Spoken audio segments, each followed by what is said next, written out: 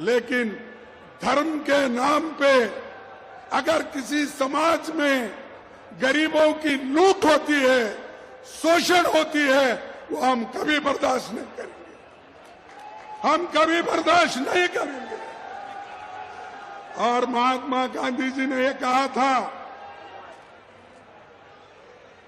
और वल्लभ भाई पटेल ने इनको उस वक्त जब गांधी जी को ये लोग गोली मारे, उनकी मृत्यु किए, तो उस वक्त वल्लभ भाई पटेल, जरा खामोश बैठो भाई, तुम्हारा जोश बाद में दिखाओ, चुनाव में उसमें 4 फरवरी 1948 को एक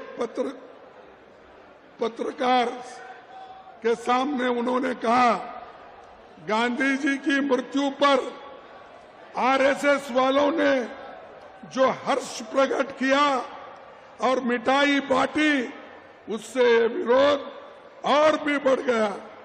इन हालात में सरकार की आरएसएस के खिलाफ कदम उठाने के अलावा कोई और रास्ता नहीं बचा। ये वल्लभ भाई पटेल बोले। इस आरएसएस को उन्होंने इसको बंद करने का ऑर्डर दिया।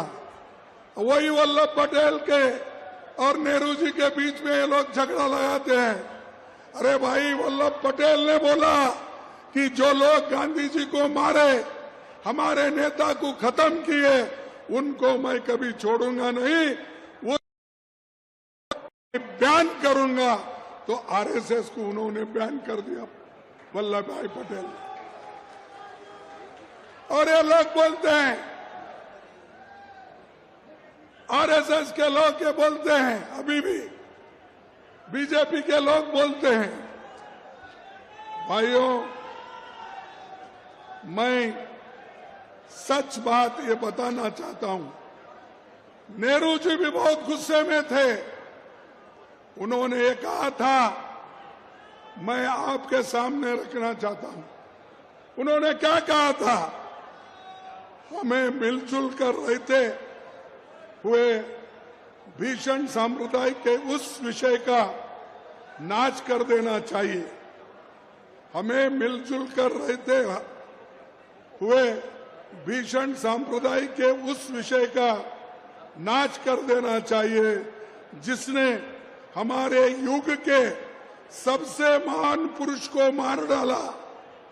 और एक बार पढ़ता हूं, सांप्रदायिकता के उस विषय का नाश कर देना चाहिए जिसने हमारे युग के सबसे महान पुरुष को मार डाला। उन ताकतों को जड़ से खोदकर उखाड़ फेंक देना चाहिए। ये नेहरू जी का शब्द है, मेरा नहीं।